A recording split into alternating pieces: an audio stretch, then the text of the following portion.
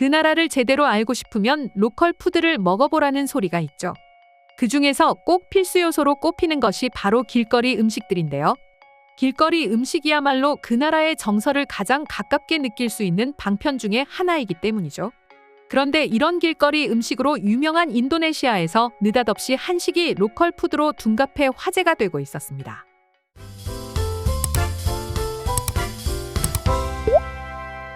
앞서 설명드린 것처럼 인도네시아는 길거리 음식으로 유명합니다.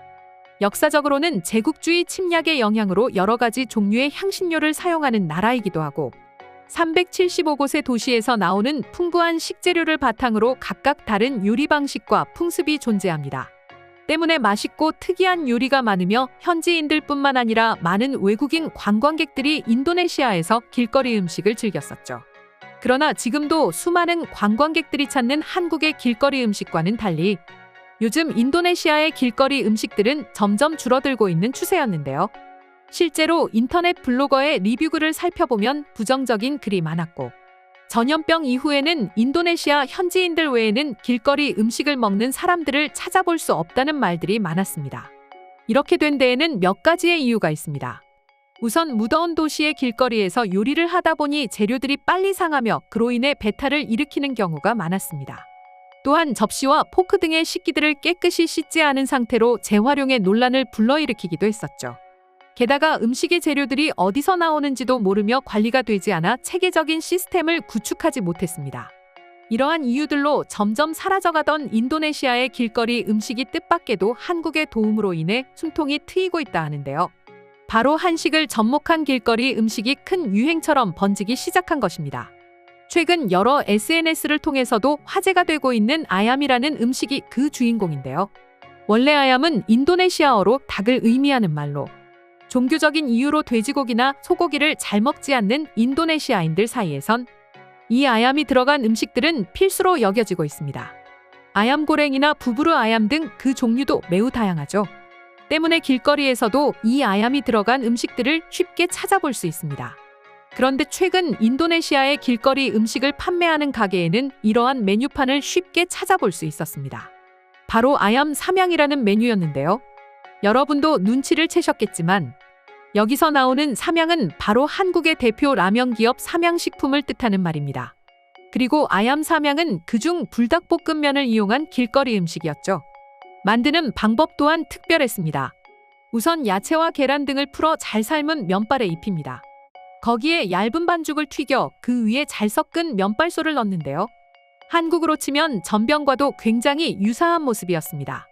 그런데 마지막으로 별다른 소스 첨가물 없이 불닭 소스를 그대로 묻혀 판매를 하고 있던 것입니다. 사실상 인도네시아 음식이라기보단 불닭볶음면을 현지화한 것이나 다름없었죠.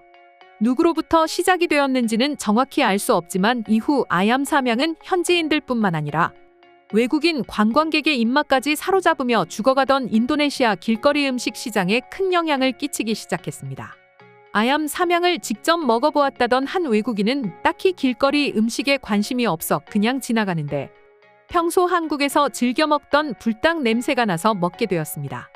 너무 맛있어서 깜짝 놀랐어요라는 후기를 남기기도 했죠. 그 어느 곳보다 현지의 느낌이 물씬 풍겨야 하는 인도네시아 길거리 음식에 한국 제품이 섞여 있다는 것이 참으로 놀라운 일인데요. 현재 인도네시아에서 한국 제품의 인기는 가히 폭발적이었습니다.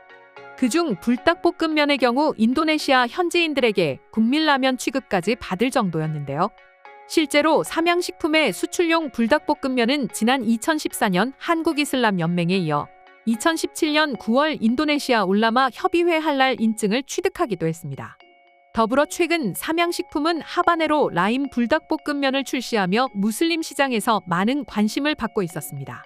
인도네시아는 세계 최대의 무슬림 인구를 보유한 국가로 할랄 푸드에 대한 관심이 더욱 뜨거운 나라 중 하나였기에 할랄 인증을 받은 불닭볶음면의 인기 역시 계속해서 상승하게 된 것이죠. 인도네시아는 원래도 미고랭이라는 전통 볶음면을 가지고 있었고 매운맛을 좋아하는 사람이 많아 불닭볶음면에 대한 거부감이 전혀 없었고 라면 소비 세계 2위 국가이기도 하며 그중 한국 라면은 수입 라면 중 1위를 차지하고 있었기에 더더욱 불닭볶음면이 인기를 쓸 수 있었다고 하는데요. 불닭볶음면의 경우 현지 라면 제품들 대비 가격이 7배 이상 비싸지만 인도네시아 한국 라면 전체 매출의 50% 이상을 차지할 정도로 인기를 얻고 있다 합니다. 워낙 인기가 높아지다 보니 짝퉁까지 나올 정도였죠. 대표적인 짝퉁 브랜드로는 2019년 출시된 매운닭볶음면과 아리랑 라면을 들 수 있습니다. 특히 아리랑 라면의 경우 겉으로만 보면 마치 한국에서 제조한 라면처럼 한국어로 표기가 되어 있어 인도네시아인들조차 한국에서 나온 라면으로 착각해 구매를 할 정도라고 하는데요. 그러나 결국 불닭볶음면의 아성을 넘지 못해 비주류 라면으로 취급받고 있는 신세였죠. 2024년 10월부터는 할랄 인증을 받지 않은 식품의 유통을 금지하는 법안이 시행될 예정이라고 합니다. 즉, 불닭볶음면의 인기는 앞으로가 시작이라는 것입니다. 그럼 지금부터는 인도네시아 불닭볶음면 인기에 대한 해외 반응 자세히 소개해 드리도록 하겠습니다.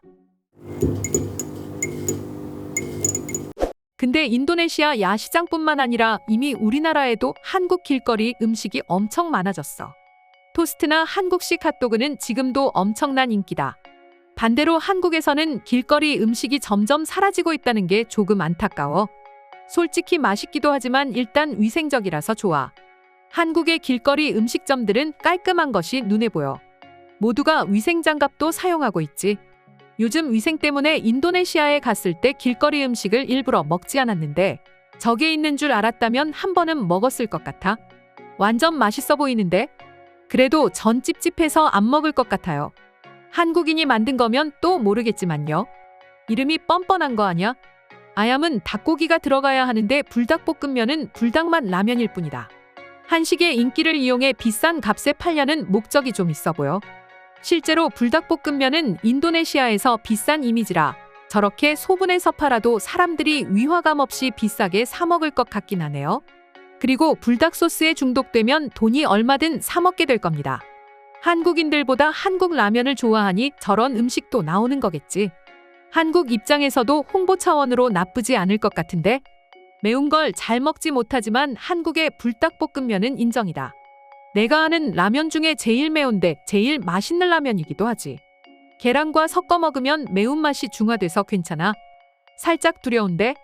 모르고 먹었다가는 엉덩이에서 불이 나는 건 기정사실이네. 인도네시아인들이 매운 걸 좋아하긴 해도 불닭볶음면은 느낌이 좀 다르지. 내가 봤을 땐 관광객들을 위한 음식이라기보단 현지인들의 입맛에 맞춘 음식인 것 같아. 내 친구 중에 인도네시아 사람이 한 명 있는데 그 친구는 한국 라면을 정말로 좋아한다. 그러니 현지 길거리 음식에도 한국의 라면과 관련된 음식들이 나오는 거 아닐까? 굳이 현지인들 아니더라도 다 좋아할 것 같은데? 난 개인적으로 동남아 음식도 좋아하고 한식도 좋아해서 둘의 조합이라면 무조건 찬성이야. 동남아 음식의 느끼함을 한국의 매운 소스가 잡아줘. 확실히 한식을 이용한 퓨전 음식이 많아진 것 같다. 예전에는 한식이 서양 음식을 따라했다면 이제는 서양 음식이 한식을 따라하는 느낌이랄까? 아주 자연스러운 현상이죠. 사실 K-팝 팬들은 아직도 매니아적인 성향이 강하지만 한식은 남녀노소 즐기고 있으니까요. 한국은 몰라도 한식은 즐겨 먹는 사람들이 많은 것만 보더라도 알 수 있습니다. 제 주위에 한국이 좋아서가 아니라 그냥 우연히 먹다 보니 맛있어서 한식을 즐겨 먹는 사람도 생각보다 많이 있습니다. 이상으로 인도네시아에 불고 있는 불닭볶음면 인기에 대한 내용 소개해드렸습니다. 오늘도 끝까지 영상 시청해주셔서 감사드리며 여러분들의 구독과 좋아요는 영상 제작에 큰 힘이 됩니다.